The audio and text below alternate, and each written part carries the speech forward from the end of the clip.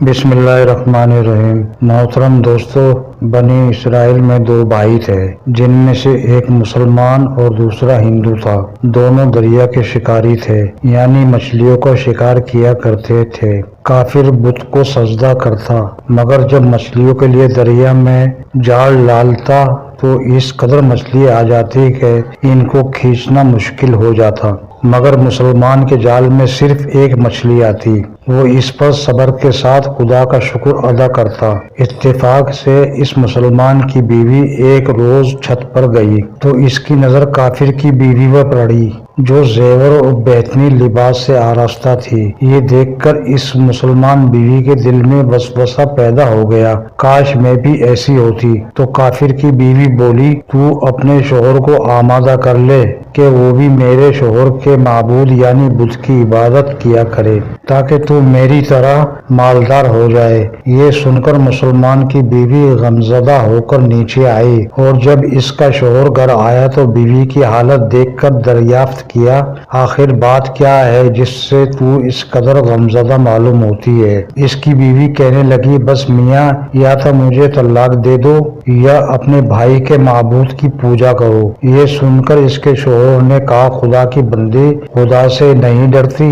ایمان کی دولت کے بعد تو یہ کفر کی باتیں کرتی ہے۔ وہ عورت بولی، مجھ سے زیادہ باتیں نہ بناؤ، میں اب غریبوں کی طرح نہیں رہ سکتی، جبکہ دوسری عورتوں کو، خصوصی طور پر تیرے بھائی کی بیوی کو میں دیکھ رہی ہوں کہ وہ زیورات اور عمدہ لباس سے آراستہ رہتی ہے۔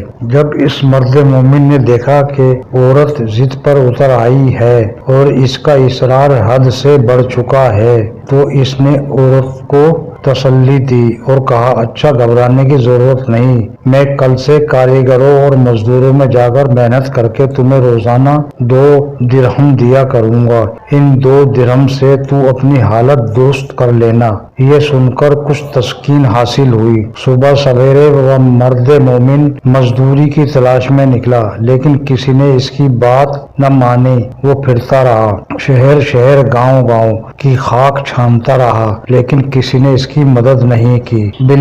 بالآخر مایوس ہو کر وہ دریا کے کنارے پہنچا۔ شام تک اللہ تعالیٰ کی عبادت میں مصروف رہا۔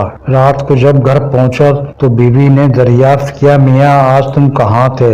اس نے جواب دیا، میں بادشاہ کی خدمت میں تھا، بادشاہ نے مجھ سے اس دن کام کرنے کی شرط رکھی۔ اس کی بیوی بولی، آخر وہ بادشاہ تمہیں کیا دے گا؟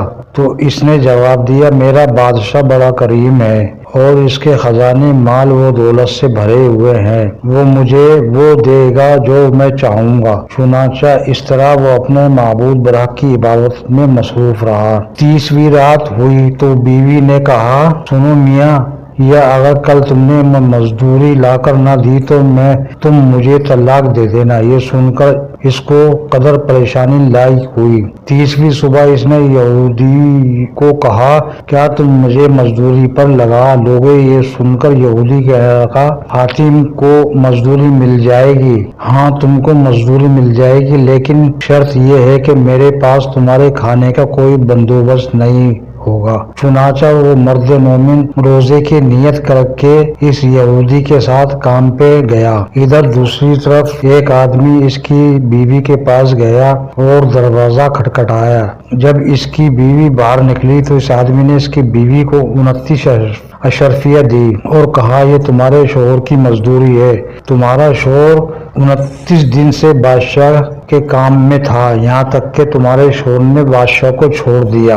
اگر وہ 30ویں دن بھی کام پر جاتا تو اس کو بہت سی اجرت مل جاتی، لیکن وہ یہودی کے پاس چلا گیا۔ اگر وہ مزید بادشاہ کا کام کرتا تو بادشاہ اس کو مزید اجرت دیتا۔ بس یہ لو 29 اشرفیہ، اس میں 1 اشرفی اس لیے کم ہے کیونکہ آپ کا شوہر 30ویں دن کام پر نہیں گیا۔ چنانچہ وہ عورت ان میں سے 1 اشرفی لے کر بازار گئی۔ سنار نے جب وہ اشرفی دیکھی تو 1000 درہم اس کی قیمت اس عورت کے حوالے کر دی۔ جب شام کو آدمی گھر آیا تو عورت نے اس سے دریافت کیا آج تم کہاں تھے؟ اس نے جواب دیا آج میں ایک یہودی کے ساتھ کام پر تھا۔ اس کی بیوی نے کہا آخر بادشاہ کی خدمت ترک کر کے دوسرے کی خدمت کیوں کرتے ہو؟ پھر اپنے شوہر کو اشرفیوں کا واقعہ سنایا، جس کو سن کر وہ مرد مومن روتے روتے بے ہوش ہو گیا۔ جب اس کو ہوش آیا تو اس نے بیوی سے کہا افسوس میں نے بادشاہ دو جہاں کی خدمت کا حق اپنے اوپر لازم نہ کیا۔